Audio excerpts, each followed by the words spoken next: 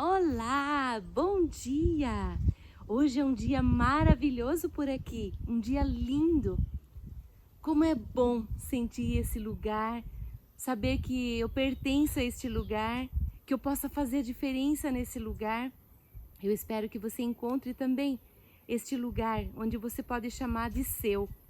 E vamos para a leitura de hoje? Hoje eu estou muito feliz. É um novo dia, uma nova oportunidade que Deus nos dá. Vamos para a leitura de hoje? São 17 dias que nós já estamos lendo o nosso livro. E o tema de hoje é muito propício.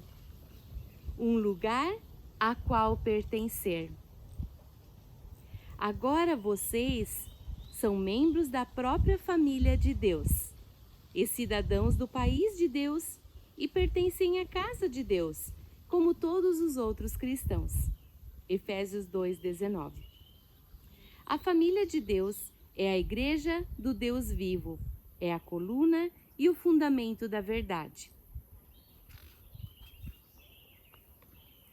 Você é chamado para pertencer, não somente para crer. Mesmo no perfeito e imaculado ambiente do Éden, Deus disse: não é bom que o homem esteja só. Fomos criados para a vida em comunidade, moldados para o companheirismo e formados para a família. Nenhum de nós pode cumprir os propósitos de Deus sozinhos e sem ajuda. A Bíblia não apresenta nenhum santo solitário ou eremita espiritual, ou seja, um crente que vivesse isolado dos outros fiéis, privado de companhia. A Bíblia diz que somos ajuntados, reunidos, edificados juntos, tornados membros juntos, feitos herdeiros juntos, combinados, mantidos juntos e que seremos arrebatados juntos. Você não está mais por própria conta. Embora seu relacionamento com Cristo seja pessoal, Deus nunca quis que fosse particular. Na família de Deus, você está unido a todos os outros fiéis e faremos parte uns dos outros por toda a eternidade. A Bíblia diz: em Cristo, nós que somos muitos, formados um corpo, e cada membro está ligado a todos os outros. Seguir Cristo inclui pertencer, não apenas crer.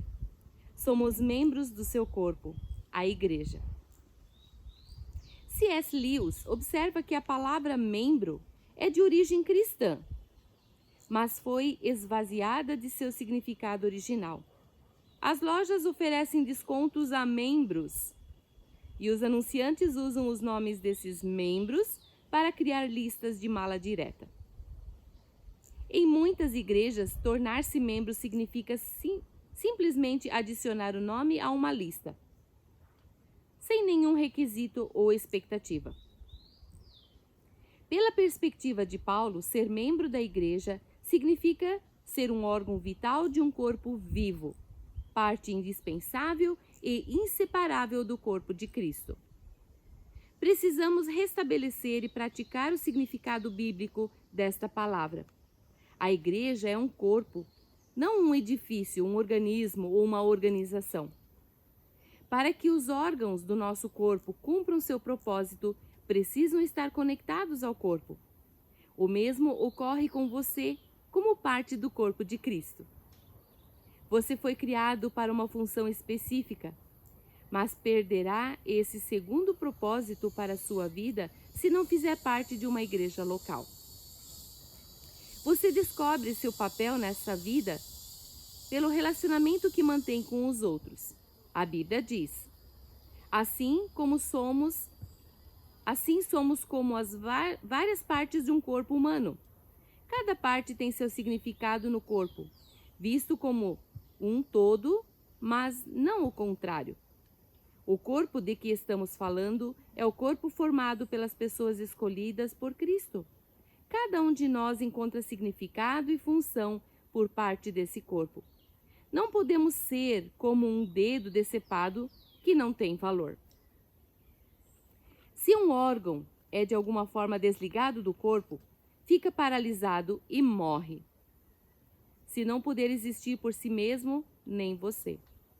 Desligado e arrancado do sangue vivificante da igreja local, sua vida espiritual se enfraquecerá e logo deixará de existir. Por isso, o primeiro sintoma de declínio espiritual é normalmente o não comparecimento regular nos cultos e suas reuniões dos irmãos na fé. Ah, que sério isso! Sempre que nos tornamos descuidados com a comunidade de irmãos, todo o restante também começa a desmoronar. Ser membro da família de Deus não é irrelevante, nem algo a ser negligenciado. A igreja é o plano de Deus para o mundo. Jesus disse: "Eu edificarei a minha igreja, e todas as forças do inferno não prevalecerão contra ela." A igreja é indestrutível e existirá eternamente. Ela sobreviverá ao universo, assim como sua função nele. A pessoa que diz, "não preciso de igreja", é soberba e ignorante. A igreja é tão importante que Jesus morreu na cruz por ela. Cristo amou a igreja e deu a sua vida por ela. Na Bíblia, a igreja como um todo é chamado a noiva de Cristo e o corpo de Cristo.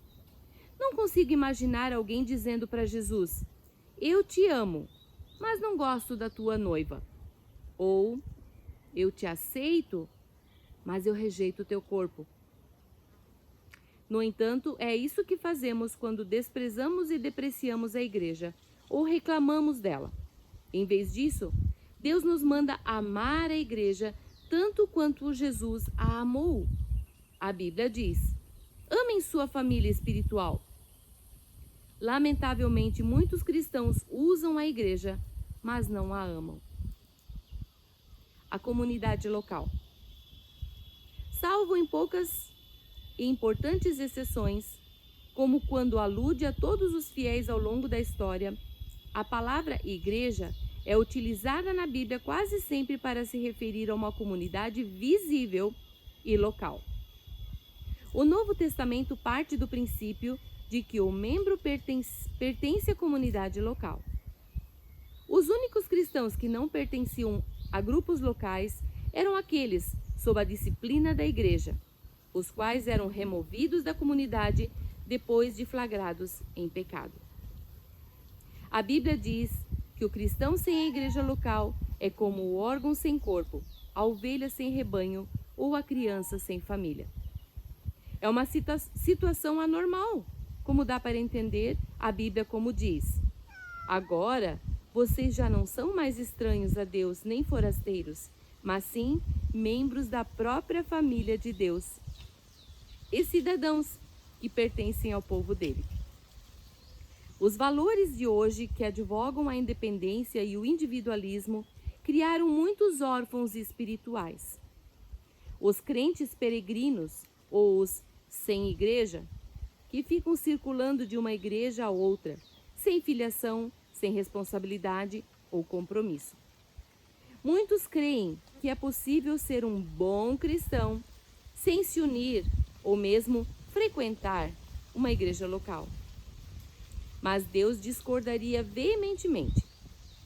A Bíblia oferece muitas razões irrefutáveis para sermos ativos e comprometidos numa comunidade local. Para que você precisa da família eclesiástica? A família eclesiástica identifica-o como cristão verdadeiro. Não posso afirmar que sou um seguidor de Cristo se não sou comprometido com um grupo específico de discípulos. Jesus disse: "O amor de vocês uns aos outros provará ao mundo que vocês são meus discípulos."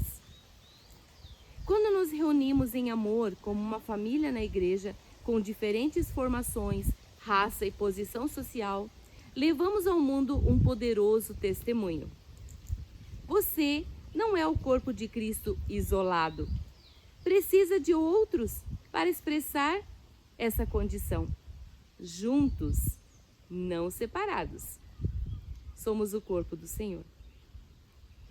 A família eclesiástica retira-o do isolamento egoísta.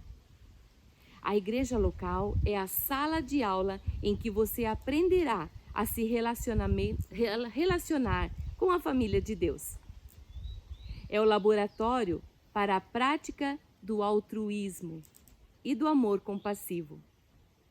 Como membro ativo, você aprende a se interessar pelos outros e a compartilhar suas experiências. Se uma parte do corpo sofre, as demais partes sofrem com ela. Ou, se uma parte é honrada, as demais compartilham de sua honra. Somente pelo contato regular com fiéis comuns e imperfeitos, podemos aprender o verdadeiro companheirismo e experimentar a verdade do Novo Testamento. Sermos unidos e dependentes uns dos outros. O companheirismo bíblico compreende sermos tão comprometidos uns com os outros quanto o somos com Jesus Cristo. Deus espera que entreguemos nossa vida uns aos outros. Muitos cristãos que conhecem João 3,16 desconhecem 1 João 3,16, que diz: nisto conhecemos o que é o amor. Jesus Cristo deu a sua vida por nós e devemos dar a nossa vida por nossos irmãos. Esse é o tipo de amor sacrificial que Deus espera que você demonstre pelos outros irmãos. Uma posição para amá-lo da mesma forma que Jesus o amou. A família eclesiástica ajuda a desenvolver músculos espirituais. Você jamais chegará à maturidade apenas comparecendo aos cultos de adoração como espectador passivo. Somente a participação na igreja integral de uma igreja local desenvolve a musculatura espiritual. A Bíblia diz: à medida que cada parte realiza o seu trabalho em especial, ela coopera para o crescimento das outras partes, para que todo o corpo seja saudável, crescendo e cheio de amor. As expressões uns aos outros ou uns dos outros são usadas mais de 50 vezes no Novo Testamento. Recebemos ordem para amar uns aos outros, orar uns pelos outros, incentivar uns aos outros, admoestar uns aos outros, saudar uns aos outros, servir uns aos outros, ensinar uns aos outros, aceitar uns aos outros, honrar uns aos outros, carregar os fardos uns dos outros, perdoar uns aos outros, submeter-nos uns aos outros e sermos dedicados uns aos outros. Além de muitas outras obrigações mútuas. Isso é ser membro do ponto de vista bíblico. Essas são as responsabilidades familiares que Deus espera que você cumpra na comunidade local. Com quem você com quem você está agindo dessa forma? Que pergunta, né? Pode ser mais fácil ser santo quando não há mais ninguém por perto para frustrar suas experiências. Mas essa é uma santidade falsa, que não foi posta à prova. O isolamento é deliberadamente enganoso. É fácil nos enganarmos, pensando sermos maduros quando não há ninguém para nos contestar. A verdadeira maturidade manifesta-se nos relacionamentos. Precisamos algo mais que a Bíblia para crescer. Precisamos de outros irmãos. Crescemos mais fortes e mais rapidamente, aprendendo uns com os outros e sendo responsáveis uns pelos outros. Quando os outros compartilham o que Deus lhes ensina, também aprendemos a crescer. O corpo de Cristo precisa de você. Deus tem uma função específica para você na família cristã. Isso se chama ministério. E o Senhor lhe concedeu talentos para essa missão. Oi! Você quer meu colo? Ah, então deita. Um dom espiritual é dado a cada um de nós, visando ajudar toda a igreja. A comunidade local é o lugar planejado por Deus para que você descubra, desenvolva e valorize seus talentos. Você até pode ter um ministério mais abrangente, mas será algo adicional ao seu serviço no corpo local. Jesus não prometeu edificar seu ministério, prometeu edificar a igreja dele. Você participará na missão de Cristo no mundo. Enquanto Jesus andou entre os homens, Deus trabalhou por meio do corpo físico de Cristo. Nos dias de hoje, Ele usa o corpo espiritual do seu Filho. A igreja é o instrumento do Senhor neste mundo. Não devemos apenas ser exemplo do amor de Deus, amando-nos uns aos outros. Devemos também transmiti-lo em conjunto ao restante do mundo. Esse é um privilégio maravilhoso concedido a todos nós. Como membros do corpo de Cristo, somos suas mãos, seus pés, seus olhos e seu coração. Ele realiza sua obra no mundo por meio de nós. E cada um tem uma contribuição a dar. Paulo afirma: Ele criou cada um de nós por meio de Cristo Jesus, e a Ele nos unimos nesta obra grandiosa, a boa obra que Ele deixa que executemos e que faremos bem em realizar. A família eclesiástica irá impedi-lo de retroceder. Nenhum de nós está imune à tentação. Em circunstâncias apropriadas, você e eu somos capazes de cometer qualquer pecado. Deus sabe disso e, por esse motivo, Ele nos atribuiu individualmente a responsabilidade de mantermos uns aos outros no caminho certo.